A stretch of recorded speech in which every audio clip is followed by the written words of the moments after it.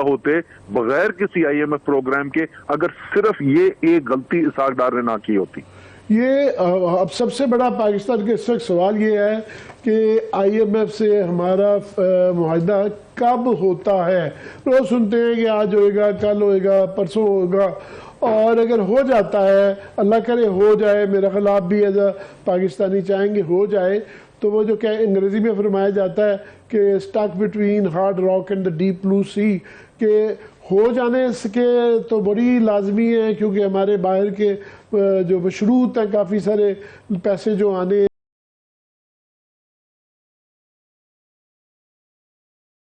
होते बगैर किसी आईएमएफ प्रोग्राम के, अगर सिर्फ ये एक गलती इसाक डार ने ना की होती।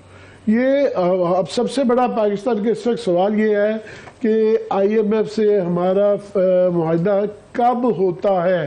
रोज सुनते हैं कि आज होएगा, कल होएगा, परसों होगा, और अगर हो जाता है, अल्लाह करे हो जाए, मेरा ख्याल आप भी एज अ पाकिस्तानी चाहेंगे हो जाए, तो वो जो क्या अंग्रेज़ी में फरमाया जाता है कि stuck between hard rock and the deep blue sea, के हो जाने के तो बड़ी लाजमी है, क्योंकि हमारे बाहर के जो मशरूत हैं काफ़ी सारे पैसे जो आने हैं और बेताशा चीज़ें, और अगर वो हो जाता है तो उसके सिलसिले में उसके बाद जो शराइत हैं, जो चीज़ें दूर करनी पड़ती हैं, किसान पैकेज रूल करना पड़ता है, सब्सिडी हटानी पड़ती है, बिजली गैस महंगा करना पड़ता है, तो ये where will it all lead to.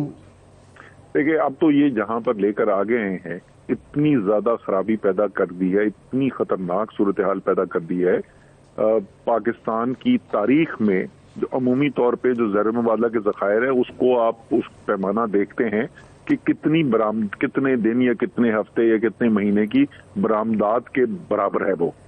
और इंपोर्ट कवर जिसको कहा जाता है, पाकिस्तान की तारीख में आज तक इतना कम इंपोर्ट कवर नहीं रहा। 1998 में जिस वक्त पाकिस्तान ने न्यूक्लियर टेस्ट किया और आलमी सैंक्शंस लगी पाकिस्तान पे, उसके बाद भी इतने कम इंपोर्ट कवर नहीं था, इतने खतरनाक कम लेवल के ऊपर नहीं था जितना आज मौजूद है। तो जहां पर ये ले आए हैं, अब तो आईएमएफ का मुआहदा बिल्कुल नागुज़ीर है। आईएमएफ के मुआहदे से, और क्योंकि ये इतनी खराबी में लेके आए, तो बहुत ही सख्त इनको शराइत माननी पड़ रही है।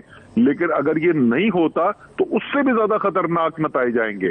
तो बिल्कुल आपने सही कहा, बहैसियत पाकिस्तानी जहां पे पाकिस्तान ये लाके खड़ा कर दिया है, तो हमारी सबके इंटरेस्ट में ये है कि ये अब मुआहदा हो जाए।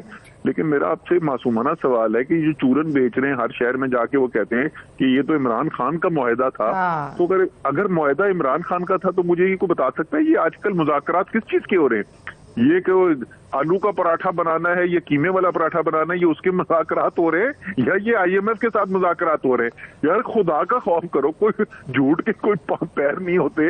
इसीलिए कहते हैं, एक तरफ कहते हैं मुआहदा इमरान खान का, दूसरे 10 महीने से हम सुन रहे मुआहदा हो रहा है, कल हो रहा है, अगले हफ्ते हो रहा है, इंशाल्लाह हो जाएगा। खुद बेड़ा गर्क किया है। बीच में एक मुआहदा किया भी, अगस्त के अंदर वो क्लोज हुआ, सितंबर या अक्टूबर के अंदर एक किस्त भी आ गई आईएमएफ की। उसके बाद ये बढ़ के मारते हुए लंदन से वापस आ गए। इन्होंने कहा विफ्ता जो है ना, काम ठीक नहीं करा, मैं बेहतर करूंगा। फिर नीच करके फिर दोबारा मुआहदा तोड़ दिया। अब उनसे मुआहदा मुकम्मल नहीं किया जा रहा। असल ये हालात इतने बुरे हैं कि तमाम सिनारियोज ही बुरे हैं, और रोज़ इस तरह की हम ज़्यादा कोशिश करते हैं कि इंसाइट ना किया जाए, इन चीज़ों का बढ़ावा ना दें। मगर कोई श्रीलंका से डराता है, कोई ब्राज़ील की मिसाल देता है, कोई डिफ़ॉल्ट के जी हमने डेट का डिफ़ॉल्ट नहीं तो बाकी तो डिफ़ॉल्ट किए जा रहे हैं। मगर आप अगर इस सिचुएशन में होते लेट से, तो कोई तरीकाकार था कि under the circumstances what would you have done? देखिए, इसके अंदर दो मोटा मोटा अगर मैं कंपैरिजन बोल दूं ना, कि जिस वक्त इनकी हुकूमत आई तो ज़र मुबादला के ज़खायर जहां पर थे और जितना बैरूनी खसारा हमारा हो रहा था, ज़र मुबादला के ज़खायर इनको उससे बहुत ज्यादा मिले बनिस्बत जब इमरान खान की हुकूमत आई हमें मिले थे। और बैरूनी खसारा जब इन्होंने हमसे हुकूमत ली तो वो उससे बहुत कम था बनिस्बत जो इन्होंने बैरूनी खसारा हमें दिया। मतलब दोनों लिहाज से उस वक्त का क्राइसिस, उस वक्त का बहरान इससे कहीं ज्यादा शदीद था। हमारा पहला साल देख लें, उस पहले साल के अंदर हमने भी स्ट्रैटेजी की कि आईएमएफ के साथ नेगोशिएशन जो है फौरी तौर पे। मैं सर ये सारी चीजें आपकी मान लेता हूं, मेरा सवाल ये था कि ये अंडर द सर्कमस्टांसेस आज वो आपको कहते हैं असद उमर साहब आप आज बैकग्राउंड बिल्कुल आपसे कोई मुत्तफिक है, बिल्कुल उसमें कोई बहस नहीं है, मगर आज सागदार साहब कहें जी असद उमर साहब आए आप मेरी सीट पे बैठ जाएं, तो आप क्या करेंगे फौरी तौर पे कि हालात थोड़े से बेहतर हो जाए? देखिए फौरी तौर के ऊपर जो है शौकत तरीन जिस वक्त इसहाक की सीट पर बैठेंगे तो सबसे पहला काम जो है वो तो आईएमएफ का फौरी मुआहदा अगर मैं करना पड़े तो आप करेंगे, ठीक है ना। मैं पहले बोल चुका हूं कि अगर ये भी हो तो इनको भी करना चाहिए, अगर हम होंगे तो हमें भी करना पड़ेगा। ये पहला स्टेप है। दूसरा स्टेप जो है वो ये है कि आपका जहां पर इस वक्त आ गई है खराबी इतनी बढ़ गई है कि कर्जों की रीस्ट्रक्चरिंग, डेट रीस्ट्रक्चरिंग के बगैर आप इस क्राइसिस से अब निकल ही नहीं सकते। अगर आपने डेट रिस्ट्रक्चरिंग करनी है तो आपके जो कर्जदार हैं वो आपको रिस्ट्रक्चरिंग का मतलब क्या है, आसान अल्फाज में बता दूं, यानी जो इस वक्त अदायगी का बोझ है वो आपने अगले 2 साल 3 साल 5 साल के लिए कम करना है और उसको पीछे की तरफ लेके जाना है। ये बुनियादी तौर पर करने, इसके बगैर आप इधर से निकल नहीं सकते। जब आप वो कहने के लिए जाएंगे तो कर्जदार जो आपका है वो कहेगा भाई आप पहले जिन गलतियों की वजह से यहां पर आए हैं तो आप वो बुनियादी इस्लाहात करें जिससे हमें यकीन आए कि आप इधर दोबारा नहीं आएंगे, फिर मैं आपके कर्जों की रिस्ट्रक्चरिंग करने के लिए तैयार हूं।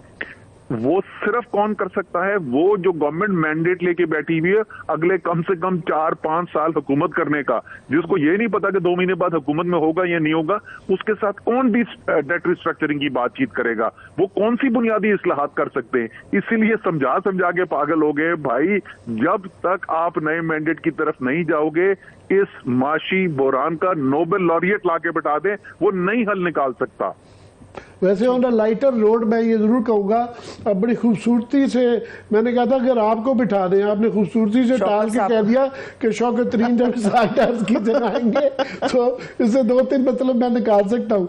एक ये कि आप नहीं चाहेंगे कि इस मुश्किल हालात में खुद पकड़ेंगे, इसकी बागें पकड़ें, और दूसरा ये कि क्योंकि वो जेल जा चुके हैं अब तो उनके क्रीडेंशियल्स बढ़ते हैं और आपने भी ऐलान कर दिया कि मैंने भी जेल में जाना है। हाँ। तो ये इससे क्या लाइटर वेन में क्या मतलब बहस करें हम?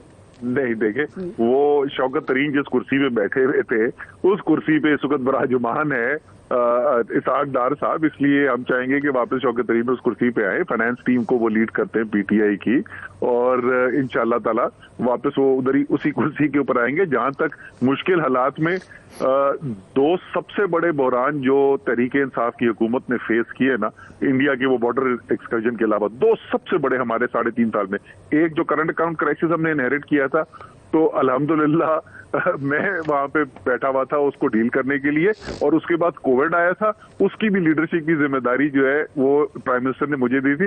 तो बहरान के अंदर जिम्मेदारी उठाने पे कोई कभी एतराज नहीं रहा। सही है, ठीक है। मैं भी थोड़ा गुफ्तगू को लाइटर कर देती हूँ। असद उमर साहब, अभी शौकत तरीन साहब क्या बात कर रहे थे, उनको वापस डार साहब की जगह पे लाके बिठाएंगे। उन पे तो इल्जामात ही बड़े संगीन किस्म के लगा के उन्हें जेल के अंदर डाल दिया गया है, उसके बावजूद भी क्या वापस आएंगे तो उनको उनकी सीट पे बिठाएंगे आप? नहीं, अभी जेल गए नहीं है, जेल भेजने की ख्वाहिश है उनको, लेकिन गए नहीं है, इंशाल्लाह ताला जाएंगे भी नहीं। देखें वो मज़ाक का खेज है वो इल्जामात जो हैं। उन्होंने क्या कहा था? उन्होंने ये कहा था कि आईएमएफ को और कौम को, आईएमएफ को नहीं, हुकूमत को, वफाकी हुकूमत को लिख कर ये बताओ कि जो तुम माहिदा करने के लिए हमें कह रहे हो ना, और ये कह रहे हो इतने बड़े बड़े सूबाई सरप्लस हम करेंगे, ये वैसे भी मुमकिन नहीं था और अब सैलाब आने के बाद तो बिल्कुल ही नामुमकिन है। अब तो हमारी हुकूमत नहीं है ना, जरा रिजर्व आप उठा के देख लें, सरप्लस इस वक्त प्रोविंसेस कितना रन कर रहे हैं। क्या शौकत तरीन सच्चा साबित हुआ कि नहीं हुआ? क्या वो गलत था जिसने ये कहा कि सच्चाई बोलो, या वो ठीक थे जिन्होंने झूठ बोलकर बात आगे लगाने की कोशिश की और समझे ये कि वो बेवकूफ बना सकते? नतीजा क्या निकला? नतीजा ये निकला कि आज फरवरी के अंदर $2.9 बिलियन के रिजर्व हो गए और अभी तक आईएमएफ से मुआहदा नहीं हो रहा। वो इस एक बुनियादी वजह जिसकी वजह से मुआहदा नहीं हो रहा, उनको इनकी बात का यकीन ही नहीं है। उनको पता है कि ये झूठे फिगर्स बताते हैं। तो शौकत तरीन बेचारा तो सच्चा साबित हुआ। ठीक है, बहुत शुक्रिया, thank you so much. Asad Umar साहब हमारे साथ मौजूद थे।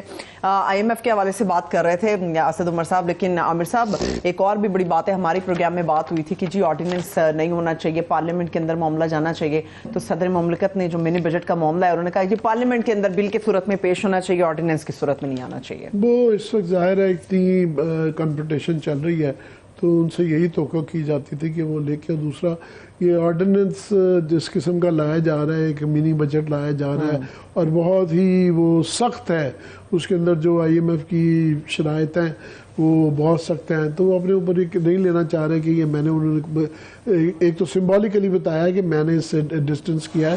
सो दूसरा इसमें मेरा ख्याल नुकसान ये होगा गवर्नमेंट का भी और मुल्क का भी, थोड़ा सा मैं समझता हूँ कि डिले होगा। पास तो हो जाएगा, वो या कर सकते हैं कि पहले नेशनल असेंबली में मेजॉरिटी है वहाँ भी करवा लेंगे, सेनेट से भी करवा लेंगे, या ज़्यादा फास्ट ट्रैक में करना हो तो जॉइंट सेशन बुलवा के उसको करवा देंगे। तो जाहिर है इस वक्त उनसे यही उम्मीद की जाती थी कि ऑर्डिनेंस वैसे भी ऑफ कोर्स एक बुरी